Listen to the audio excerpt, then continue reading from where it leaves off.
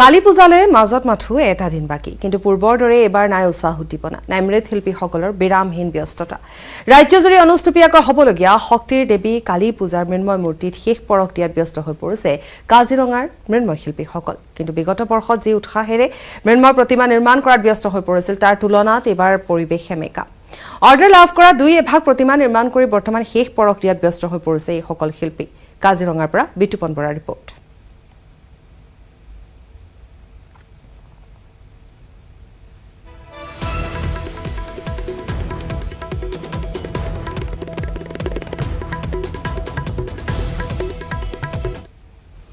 পোহৰৰ উৎসৱ দীপাৱলীলৈ মাজত মাথো যেহেতু এটা দিন বাকি ইতিমধ্যে অসমৰ লগতে বিভিন্ন ৰাজ্যত নিষিদ্ধকৰণ কৰিছে আতচবাজি তাৰ পৰিৱৰ্তে জনসাধাৰণক সেউজ দীপাৱলী পালন কৰাৰ আহ্বান জনাইছে প্ৰদূষণ নিয়ন্ত্ৰণ বোৰ্ডে ইফালে আতচবাজি নিষিদ্ধকৰণৰ পিছতে বজাৰত চাহিদা বাঢ়িছে মাটি চাকিৰ বজাৰসমূহত ভৰি পৰিছে ৰং বিৰঙৰ মাটি চাকিৰে অৱশ্যে কাল কৰোনাৰ বাবে এইবাৰ দীপাৱলীক লৈ পূৰ্বৰ দৰে উৎসাহ নাই ৰাইজৰ মাজত তাৰ মাজতে দীপাৱলী তথা শক্তিৰ দেৱী কালী মাক আদৰাৰ প্ৰস্তুতি চলাইছে ৰাজ্যবাসীয়ে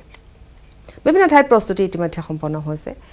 গতিকে আমি সেই সমূহ দৃশ্য দেখুৱাম বজাৰসমূহৰ দৃশ্য দেখুৱাম আৰু ধুবুৰীৰ পৰা আমাক দেখুৱাব জ্যোতিময় চক্ৰৱৰ্তীয়ে জ্যোতিময় নিশ্চয়কৈ পাপৰি বৰ্তমানে এই দীপাৱলীৰ কাৰণে কিন্তু এই মুহূৰ্তত আচলতে ক'ব লাগিছিল আন বছৰত আমি বৰ্তমানে ধুবুৰী শিল্পগাঁও আচাৰী গান্ধীত উপস্থিত আছোঁ টেৰাকটা শিল্পগাঁৱত ইয়াত কিন্তু যথেষ্ট বেছি ব্যস্ততা হ'ল কিন্তু তথাপিও কিছু ব্যস্ততা আছে অন্তিম মুহূৰ্তত অন্তিমটো আচলতে তেওঁলোকৰ যে চাকি যে মাটিৰ চাকি নিৰ্মাণৰ অন্তিম প্ৰক্ৰিয়া বৰ্তমানে চলিছে নিৰ্মাণ হৈ গৈছে আজি বজাৰলৈ লৈ যাব আজি আৰু কালি দুটা দিন এতিয়া বৰ্তমান বজাৰ আছে কিন্তু এই বছৰ যথেষ্ট কম সংখ্যাত চাকি নিৰ্মাণ কৰা হৈছে কাৰণ এটাই যে এই বছৰ আচলতে যি ৰ মেটেৰিয়েলছ যেনেকৈ যোগাৰ কৰিব লাগিছিল লকডাউনৰ কাৰণে তেওঁলোকে কৰিব পৰা নাই আৰু এই অন্তিম মুহূৰ্তৰ প্ৰস্তুতি আমি দেখাইছোঁ এই বছৰ কি অৱস্থা কেনেকুৱা কি চাকি হৈছে তথাপি দীপাৱলী বুলিতো আনন্দ কৰিবই লাগিব হয় এইটো এটা শুভনীয় কথা আৰু হৈছে আমি এইবাৰ যদিও মানে চাকিৰ সংখ্যাটো আমি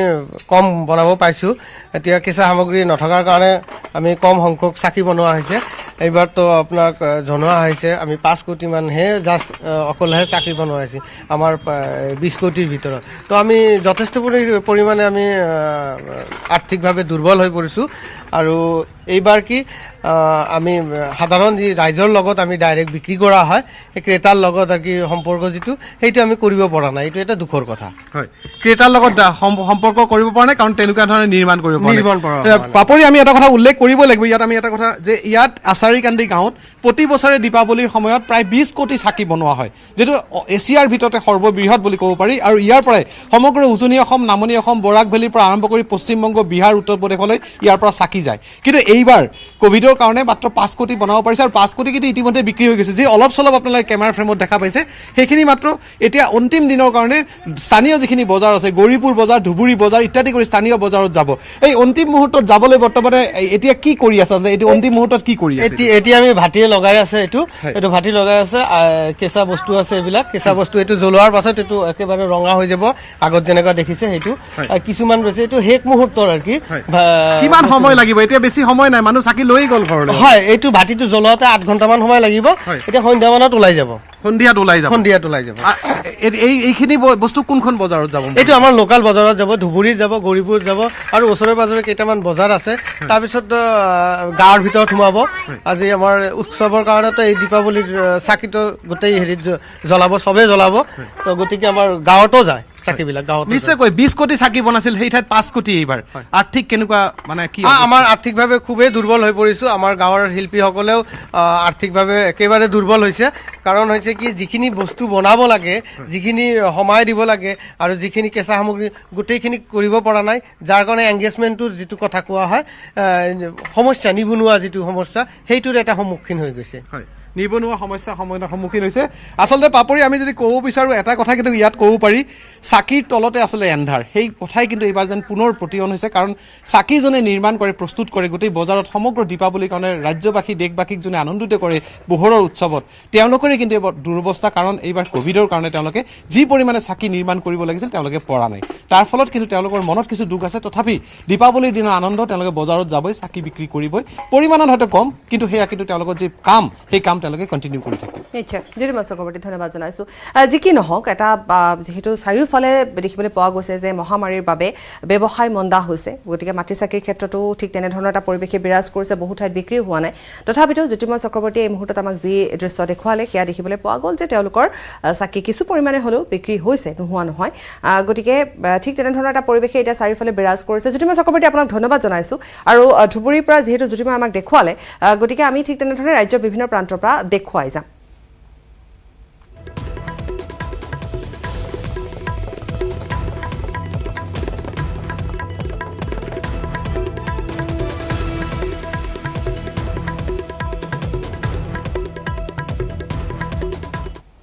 যোৰহাটত ইজনৰ পিছত সিজন আৰক্ষীৰ ওপৰত সংঘটিত হৈছে শাৰীৰিকভাৱে অপদস্থ কৰাৰ ঘটনা নিমাতী আৰক্ষী চকীৰ কেইবাগৰাকী আৰক্ষী অপদস্থ কৰি বন্ধুৰ সৈতে এজন সুৰামত্ত বিষয়া গ্ৰেপ্তাৰ হোৱাৰ পিছত বুধবাৰে লিফ্ট নিদিয়াৰ বাবে ৰাজপথত পুনৰ আক্ৰমণৰ বলি হ'ল এগৰাকী মহিলা আৰক্ষী বিষয়া যোৰহাটত ইটোৰ পিছত সিটো আৰক্ষীৰ ওপৰত আক্ৰমণৰ ঘটনা দুদিনমান পূৰ্বে যোৰহাট নিমাতী পথত থকা গ্ৰীণ ভিউ ৰিজৰ্ট নামৰ এখন হোটেলত আৰক্ষীয়ে নাৰী দেহৰ ব্যৱসায় চলাই থকাৰ অভিযোগত অভিযান চলাইছিল এই অভিযানত এহাল যুৱক যুৱতীক আৰক্ষীয়ে গ্ৰেপ্তাৰ কৰি জেললৈ প্ৰেৰণ কৰাৰ পিছত হোটেলৰ গৰাকী অমৰ বৰাকো গ্ৰেপ্তাৰ কৰিছিল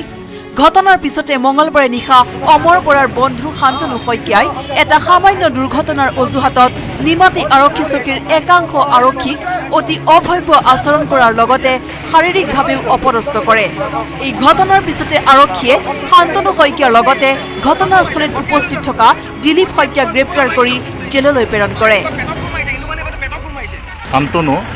শইকীয়া এক্সিডেণ্ট কৰিছে নিজৰ গাড়ীয়েদি এক্সিডেণ্ট কৰি আৰু বিভিন্ন মানে গালি গালাজ কৰি আছে পুলিচক যে বেছি হৈছে আগতে আমি অমৰ বৰাক এৰেষ্ট কৰিছোঁ এইটো কথা কৈছে যে অমৰ বৰাক এৰেষ্ট কৰি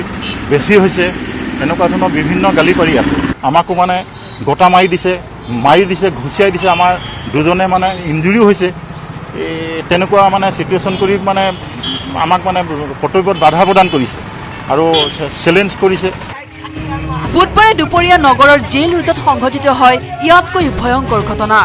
সদৰ থানাৰ এগৰাকী মহিলা আৰক্ষী উপ পৰিদৰ্শক স্কুটিৰে ঘৰলৈ গৈ থকা অৱস্থাত তেওঁৰ ঘৰলৈকে লিফ্ট বিচাৰে এজন যুৱকে মহিলা আৰক্ষী বিষয়াগৰাকীয়ে লিফ্ট দিবলৈ অস্বীকাৰ কৰাত আৰক্ষী বিষয়াগৰাকী আৰু তেওঁৰ এজন বন্ধুক অভব্য আচৰণ কৰি উপৰ্যুপৰি প্ৰহাৰ কৰে অংকুৰ পাঠক নামৰ যুৱকজনে এই যুৱকজনৰ বিৰুদ্ধে ইয়াৰ পূৰ্বেও আছে এনেধৰণৰ অভিযোগ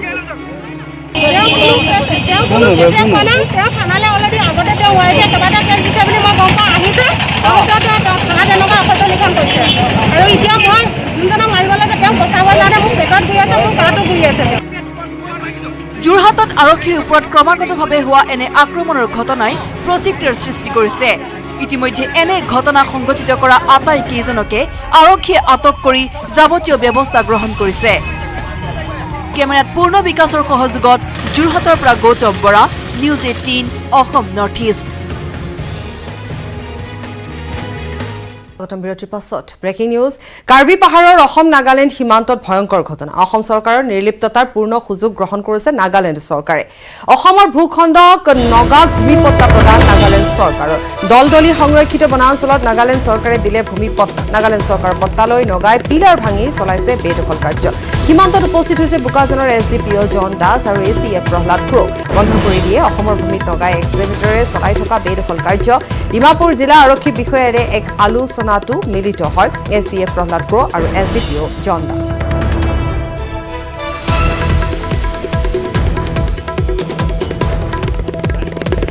আপোনালোকে যেটো এনফোৰ্সমেন্ট বুলি অলপ দেখিলে এটো একচুয়ালি এনেকুৱা সিচুৱেশন তাতে যোনখিনি এৰিয়াত বনাই আছিল হেতু অলৰেডি নাগালেণ্ড গভৰ্ণমেণ্টে পাট্টা এটা দিলে লেণ্ড পাট্টা তো সেই লেণ্ড পাট্টাটো গভৰ্ণমেণ্টে কেনেকৈ দিলে হেতু এটা ডাঙৰ কোৱেশ্চন তো সেই ক্ষেত্ৰত আমাৰ হায়াৰ অথৰিটিক জনোৱা হৈছে আমাৰ ACF সাহেব আছে তেওঁ জনাইছে তো যেহেতু এটো এটা মানে অলপ কন্ট্ৰভাৰ্চিয়েল ইস্যু হয় তো সিহঁতৰ লগত আমি ডিসকাস কৰি পিনে সিহঁতৰ ACP আহিছিলে পুলিচ আহিছিলে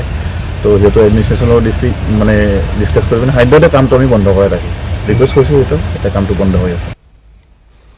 তিনিচুকীয়াৰ কাকপথাৰত ভয়াৱহ দুৰ্ঘটনা সংঘটিত হৈছে। দ্ৰুতবেগী বাহনৰ খুন্দাত আহত হৈছে এগৰাকী সাংবাদিক। দুৰ্ঘটনাত গুৰুতৰভাৱে আহত সাংবাদিক পৰাগ ভূঞা। কাকপথাৰ প্ৰেছ ক্লাবৰ সভাপতি পৰাগ ভূঞা, তিনিচুকীয়া জিলা সাংবাদিক সন্থাৰ উপসভাপতি ভূঞা, এটা ব্যক্তিগত চেনেলৰ সাংবাদিক পৰাগ ভূঞা। কাকপথাৰস্থিত ভূঞাৰ ঘৰৰ সন্মুখতে সংঘটিত হৈছে দুৰ্ঘটনাটো। উন্নত চিকিৎসাৰ বাবে ভূঞাক ইতিমধ্যে ডিব্ৰুগড়লৈ প্ৰেৰণ কৰা হৈছে। পুনৰ কৈছো, তিনিচুকীয়াৰ কাকপথাৰত ভয়াৱহ দুৰ্ঘটনা সংঘটিত হৈছে। দ্ৰুতবেগী বাহনৰ খুন্দাত আহত হৈছে এগৰাকী সাংবাদিক।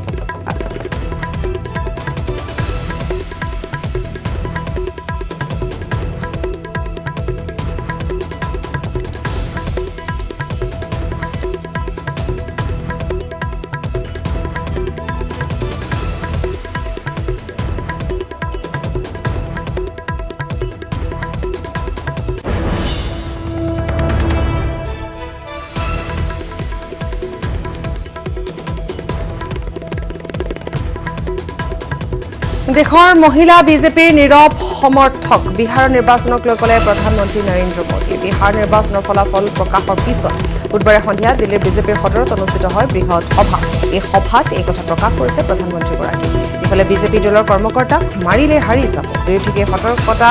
জাৰি কৰাৰ প্ৰয়োজন নাই, কাৰণ মই জানো জনতাই বিৰোধীক উত্তৰ দিব।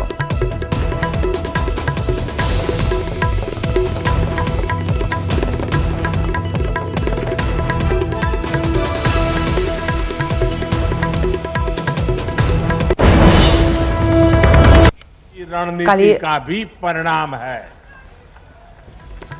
नड्डा जी को जितने लोकतंत्र के इस महान पर्व को हम सभी ने मिलकर बहुत उत्साह से मनाया है। चुनाव भले ही कुछ सीटों पर हुआ हो, कुछ क्षेत्रों में हुआ हो, लेकिन कल सुबह से लेकर देर रात तक पूरे देश की नजरें टीवी पर थी, ट्विटर पर थी, चुनाव आयोग की वेबसाइट पर थी। लोकतंत्र के प्रति हम भारतीयों की जो आस्था है, उसकी मिसाल पूरी दुनिया में कहीं नहीं मिलती।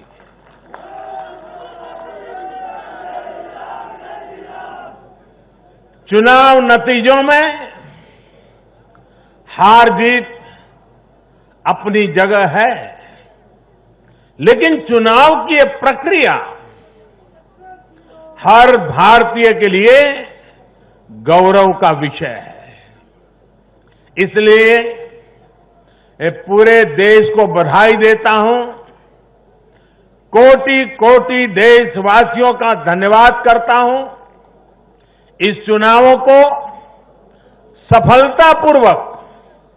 शांतिपूर्वक संपन्न कराने के लिए चुनाव आयोग, देश के सुरक्षा बल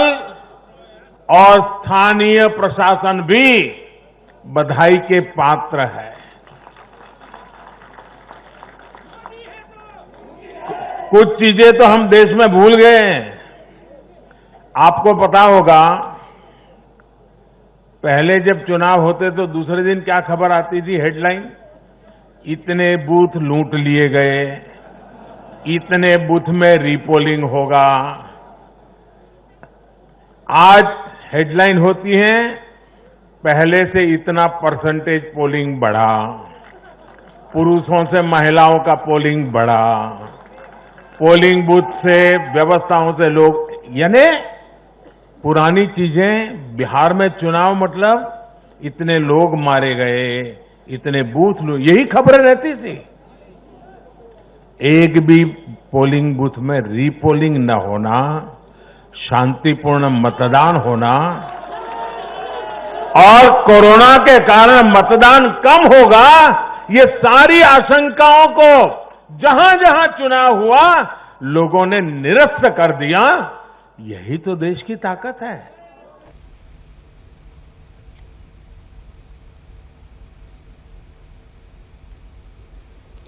আৰু ইতিমধ্যে আমি জনাইছিলো যে তিনিচুকীয়াৰ কাকপথাৰত ভয়াবহ দুৰ্ঘটনা সংঘটিত হৈছে দ্ৰুতবেগী বাহনৰ খুন্দাত আহত হৈছে এগৰাকী সাংবাদিক দুৰ্ঘটনাত গুৰুতৰভাৱে আহত হৈছে সাংবাদিক পৰাগ ভূঞা কাকপথাৰ প্ৰেছ ক্লাবৰ সভাপতি পৰাগ ভূঞা তিনিচুকীয়া জিলাৰ সাংবাদিক সন্থাৰৰ উপসভাপতি ভূঞা এটা ব্যক্তিগত চেনেলৰো সাংবাদিক